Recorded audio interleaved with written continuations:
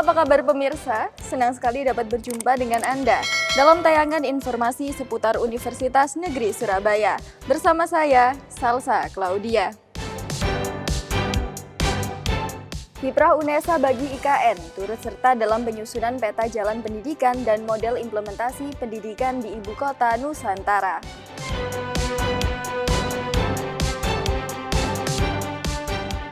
Komitmen UNESA berantas peredaran narkoba, adakan P4GN, dan tes urin bagi dosen dan tendik.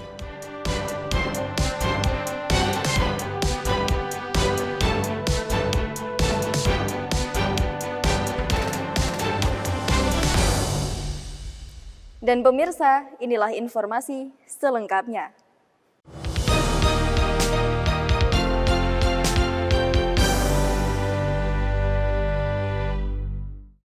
Seleksi penerimaan mahasiswa baru jalur mandiri telah dibuka. Berbagai tahapan seleksi dapat dilalui para calon mahasiswa untuk lolos di kampus UNESA. Untuk memberikan pemahaman terkait alur dan tahapan seleksi di jalur mandiri, UNESA kembali menggelar UVCE yang fokus membahas terkait jalur mandiri dan sosialisasi program studi baru di Fakultas Kedokteran.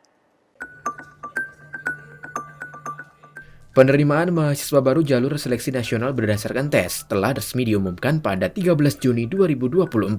Mahasiswa yang telah diterima melalui jalur SNBT melakukan daftar ulang paling lambat 19 Juni 2024. Bagi para calon mahasiswa yang belum diterima di jalur SNBT, UNESA menyiapkan beberapa tahapan di jalur mandiri yang dapat ditempuh calon mahasiswa baru.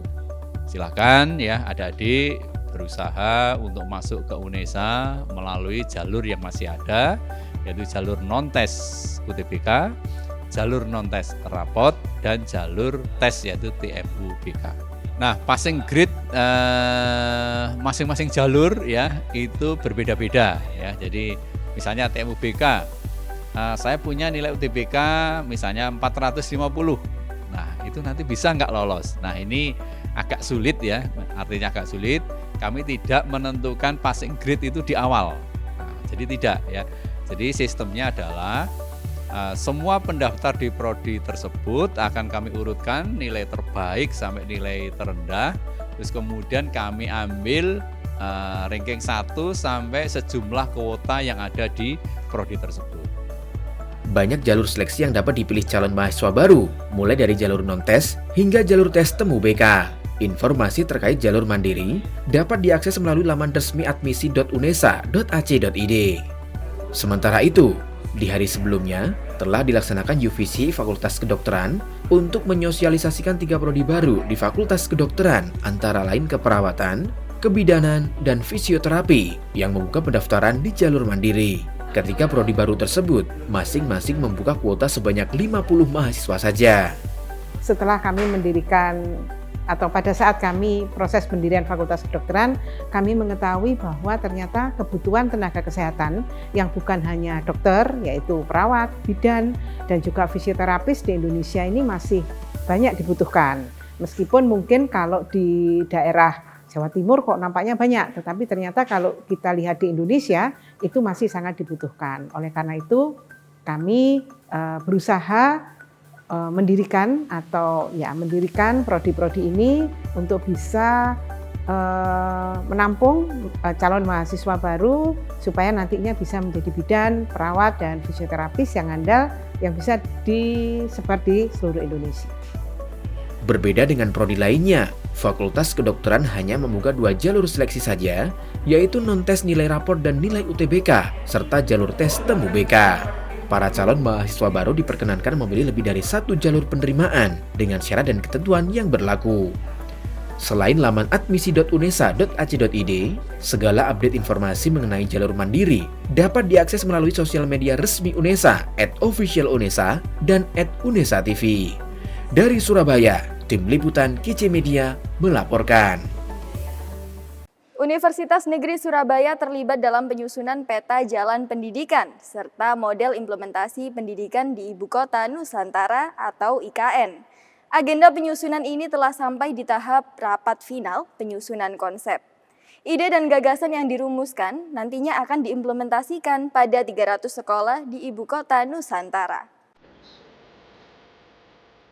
Universitas Negeri Surabaya menjadi bagian dari tim penyusunan peta jalan dan model implementasi pendidikan di Ibu Kota Nusantara.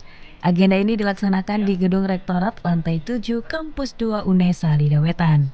Dihadiri Wakil Rektor Bidang Perencanaan, Pengembangan, Kerjasama dan Teknologi Informasi dan Komunikasi, Dr. Martadi MSN, juga Deputi Bidang Sosial Budaya dan Pemberdayaan Masyarakat OIKN, Dr. Andes Haji Alimuddin MSI, juga jajaran pimpinan Selingkung UNESA.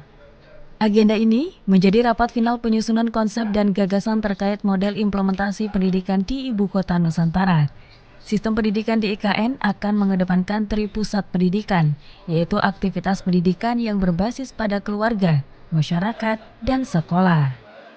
Hal tersulit yang kita alami adalah implementasi kebijakan itu tidak semudah yang kita rumuskan. Dan mudah-mudahan IKN ini kan kecil ya. IKN ini kecil, kalau Indonesia ini kan sangat luas, pulau-pulaunya banyak dan seterusnya. IKN ini kecil, akan menjadi ladang kita untuk menjadikan piloting, menjadi pilot project ya, untuk lebih menekankan pada pembelajaran yang berdiferensiasi, termasuk juga tadi kita bahas kurikulumnya gitu. Nah, misalkan kalau hari ini ada 9 mata pelajaran membuat orang jadi susah, kemudian pada akhir dari pendidikan itu kok tidak juga memahami sebuah mata pelajaran, kenapa tidak kita kecilkan? Ini juga masih menjadi pemikiran kita, berapa kurikulum, berapa mata pelajaran yang akan kita berikan kepada anak ini. Nanti teman-teman dari Indonesia pasti akan lebih jeli untuk mencermati sekolah dasar itu berapa mata pelajaran sih, SMP berapa sih, seperti apa sih menyiapkan anak-anak yang mau jadi pengusaha, anak-anak yang mau jadi dokter, sejak kapan sih harus kita kenalkan, bukan dididik ya, tapi kenalkan menjadi dokter itu seperti ini, seperti ini. Jadi betul-betul nanti akan memfasilitasi kebutuhan bakat dan minat anak-anak kita. Agenda dilanjutkan dengan penyampaian konsep peta jalan dan implementasi model pendidikan IKN oleh penanggung jawab kepada peserta diskusi. Sistem pendidikan yang bertujuan untuk menyiapkan generasi utama di IKN nantinya menggunakan konsep project-based learning dan diaplikasikan menggunakan model beyond schooling. Konsep ini diusung guna mewujudkan goals pendidikan IKN yang berfokus pada personalized learning, inklusi, berkelanjutan, smart, dan eco-friendly. Dari Surabaya, Putri Sofi dan Tambang Waskito melaporkan. Dalam rangka peringatan Hari Anti Narkotika Internasional, UNESA gelar tes urin narkotika, talk show, serta peresmian UKM Ankasa, anti narkotika dan konselor mahasiswa guna pastikan seluruh pegawai UNESA bebas dari narkoba dan mahasiswa mendapat fasilitas konselor. Wujudkan UNESA sebagai kampus bersinar atau bersih narkoba. Duta Anti Narkoba Satuan Mitigasi Krisis Center UNESA bekerjasama dengan BNNP Jawa Timur adakan tes urin bagi sivitas akademika UNESA, mulai dari rektor, jajaran wakil rektor, hingga para dosen. Tercatat sebanyak 130 dosen telah melakukan tes urin di gedung LPSP UNESA pada 13 Juni 2024. Perkembangan masyarakat, pergerakan sosial bisa berubah-ubah. Tapi harapannya upaya untuk pencegahan ini dapat dilakukan secara rutin. Kemudian tentu kami mengharapkan kampus yang bersih dari penyalahgunaan obat-obatan, baik dosennya, mahasiswanya maupun tenaga kependidikan. Kita mencegah jangan sampai sivitas akademika, dosen, mahasiswa, tendik terjerat narkotika atau menyalahgunakan narkotika, baik itu berupa bahan-bahan yang secara umum itu dikenal sebagai narkotika atau kemudian bentuk lain. Karena sekarang narkotika itu kan bentuknya macam-macam, termasuk ada upaya rokok yang itu kemudian di situ ternyata ada zat narkotikanya. Jadi semua hal. Tak hanya tes urin, sebagai upaya pencegahan dan penanggulangan narkotika di lingkungan kampus, dilaksanakan pula talk show bersama Ketua Tim Pencegahan dan Pemberdayaan Masyarakat BNNP Jawa Timur, Mas Dugi SHMH, dan Kepala BPPG UNESA, Dr. Fatkur Rahman Kahfrawi MPD. Mas Dugi SHMH menyampaikan pesan bagi mahasiswa dan seluruh sivitas akademika UNESA agar menjauhi narkoba demi kebaikan generasi muda dan segera melapor apabila melihat maupun menyalahgunakan narkoba untuk dilakukan rehabilitasi. Kami himbau kepada seluruhnya sebenarnya, bukan hanya mahasiswa tapi seluruh sivitas akademika UNESA, paling tidak jangan pernah menyalahgunakan narkotika. Bagi yang sudah terlanjur pakai, silakan laporkan ke BNN atau Badan Narkotika Nasional Provinsi Jawa Timur terkait dengan rehabilitasi. Karena di pasal 128 Undang-Undang 35 tahun 2009 disebutkan bahwa pecandu, penyalahguna, korban penyalahguna yang belum cukup umur dilaporkan oleh orang tua atau walinya tidak dituntut pidana. Bagi yang sudah cukup umur melaporkan diri sendiri dan menjalani rehabilitasi 2 kali rawatan juga tidak dituntut pidana. Sedangkan Kepala BPPG UNESA menyampaikan bahwa para pecandu narkoba sejatinya mencari kepuasan dan pengakuan diri. Untuk menanggulangi hal tersebut, olahraga dapat menjadi opsi, sebab saat olahraga tubuh secara alami menghasilkan hormon endorfin yang berperan dalam memenuhi kepuasan batin individu, sehingga tidak lagi perlu obat-obatan untuk memenuhi perasaan tersebut. Ternyata Tuhan itu maha tahu ya, bahwa sebetulnya di dalam tubuh kita ini namanya sudah ada hormon yang untuk memprotek pencapaian kepuasan atau kebahagiaan itu, yaitu namanya endorfin. Nah, endorfin itu bisa diperoleh dari exercise olahraga. Di kesempatan yang sama, Direktur PPIS UNESA juga meresmikan UKM Ankasa, yakni UKM anti narkoba dan konselor mahasiswa yang mewadai mahasiswa sebagai agent of change dalam masyarakat untuk terlibat secara aktif dalam pencegahan dan penanggulangan penyalahgunaan narkoba serta fasilitas rehabilitasi sosial bagi mahasiswa dengan gangguan psikologis. Dari Surabaya, Tim Liputan KC Media melaporkan. Unit Kegiatan Paduan Suara dan Musik Universitas Negeri Surabaya, Suara Anggita Choir, berhasil memukau para penonton dalam annual konser bertajuk Mundivagan Walking Around the World. Sesuai dengan tema yang diangkat, konser ini menyuguhkan penampilan paduan suara yang apik dari 12 komposisi lagu karya berbagai musisi di dunia. UKPSM UNESA Suara Anggita Choir kembali gelar konser paduan suara pada 14 Juni 2024. Mengusung tema Mundivagan Walking Around the World yang berarti berkelana mengelilingi dunia, konser kali ini menampilkan 12 komposisi lagu klasik maupun kontemporer dari musisi seluruh dunia. Konser itu tuh untuk dari teman-teman SAC itu membuat hasil latihan dari teman-teman SAC gitu, terus kemudian dijadikan di bentuk konser. Persiapannya lumayan cukup hektik ya Kak, kurang lebih sekitaran 4 bulan dari teman-teman SAC latihan dari bulan Februari ya, terus dari panitianya juga sama. Dengan persiapan yang cukup matang, penampilan para anggota UKPSM Suara Anggita Choir berhasil memukau penonton yang hadir di Auditorium I8 Visipol UNESA. Suguhan lagu klasik Eropa dengan komposisi suara merdu para singer berhasil mengundang decak kagum para penonton yang hadir.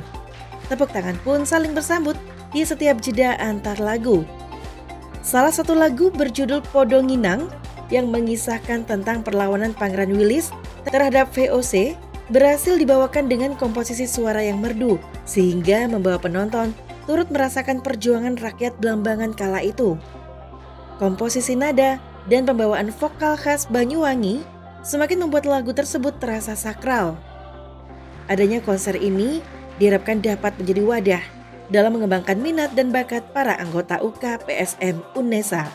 Dari Surabaya, Irfan Ali dan Livia Rahma melaporkan. 2.000 mahasiswa angkatan 2023 dari berbagai program studi yang ada di lingkung UNESA beradu ketangkasan dalam pertandingan slackball. Tradisi yang telah ada sejak tahun 2008 di UNESA ini merupakan implementasi mata kuliah pendidikan jasmani dan kebugaran untuk menjaga silaturahmi dan kebugaran sivitas akademika UNESA. Kelas meeting mata kuliah pendidikan jasmani dan kebugaran atau Penjasbu dilaksanakan di lapangan hoki dan softball Kampus 2 UNESA Lidah Wetan pada 15 Juni 2024.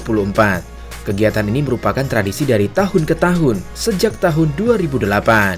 Sebelum adu ketangkasan, sebanyak 2.000 mahasiswa angkatan 2023 lakukan senam kebugaran bersama. Hadir dalam kelas meeting Penjasbuk 2024, Rektor UNESA Profesor Dr. Nur Hasan MKes, Wakil Rektor dan pimpinan lembaga di lingkung UNESA untuk memberi semangat dan menyapa langsung para peserta kelas meeting yang berada di lapangan.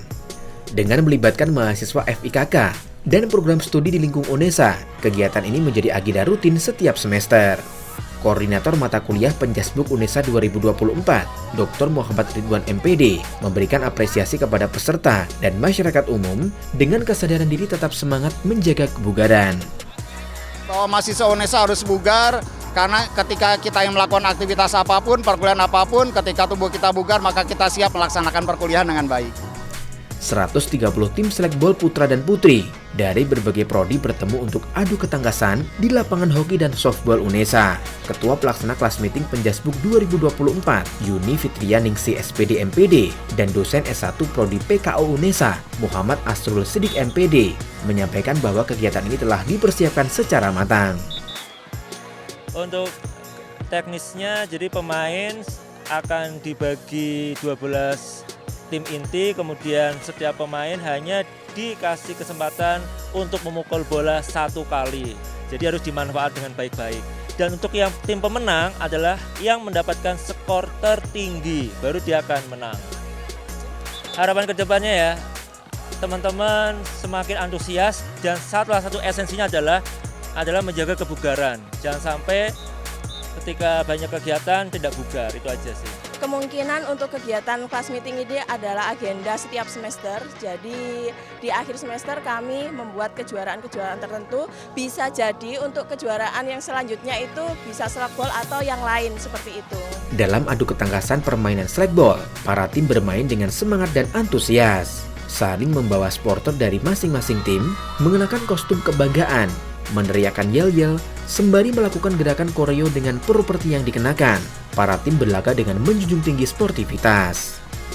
Kelas Meeting Penjasbuk 2024 menjadi ajang silaturahmi antar prodi dan mahasiswa, serta untuk menumbuhkan kesadaran hidup sehat dan menjaga kebugaran.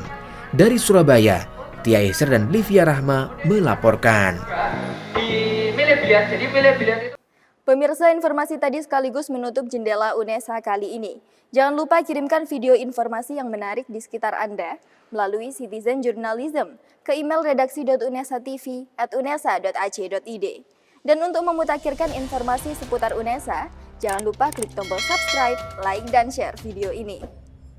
Saya Salsa Claudia, tetap sehat dan sampai jumpa.